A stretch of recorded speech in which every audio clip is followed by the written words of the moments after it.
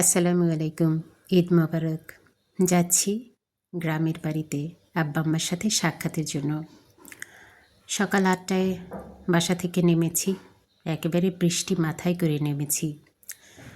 অটোতে গেলাম, bus stand গেলাম, বাসে উঠলাম।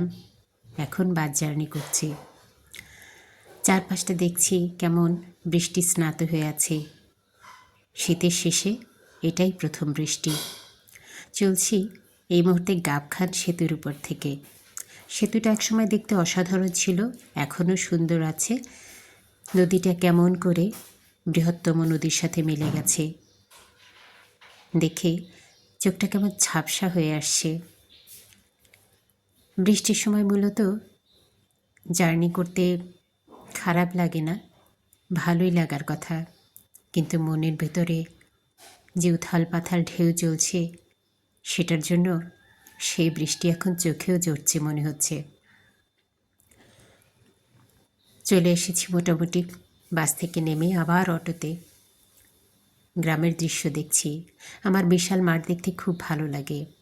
বৃষ্টির জন্য মাঠে কেমন পানি জমে আছে।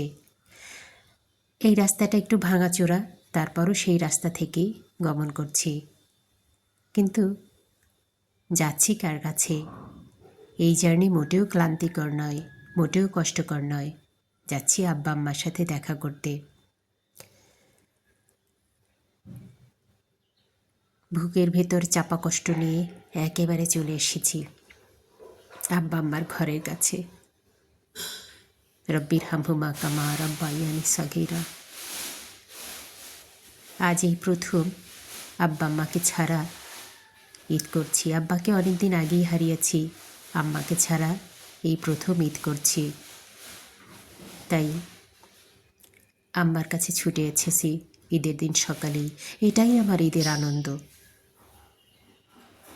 আল্লাহ আমার আব্বা আম্মাকে জান্নাতবাসী করবেন ইনশাআল্লাহ। তাদের কবরকে প্রশস্ত করে দিন আল্লাহ। সকল বাবা মাকে আল্লাহ আপনি ভালো রাখেন, এটাই তাদের জন্য দোয়া। এসেছি জিয়ারাত করতে, দোয়া করতে।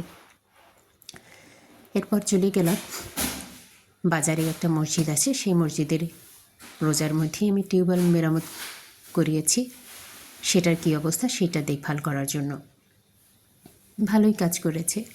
সেটা যাদেরকে দিয়ে আমি কাজ করিয়েছি, এটা কাজ করিয়েছি আমি 22 রমাদান।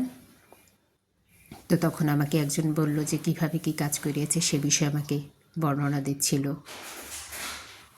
ভালোই লাগে এই সব আমার আব্বা আম্মার জন্য। আরও কিছু কাজ করেছি, সেটা আর ভিডিওতে আমি আনলাম না। আবার আমি ব্যাক করছি। মোটামুটি 2:45 আবার ব্যাক করছি। আবার অটোতে, আবার বাসে। বাসায় এসেছি সন্ধ্যার সময়। সারা দিনের জার্নি 8টা থেকে সন্ধ্যা 6টা পর্যন্ত।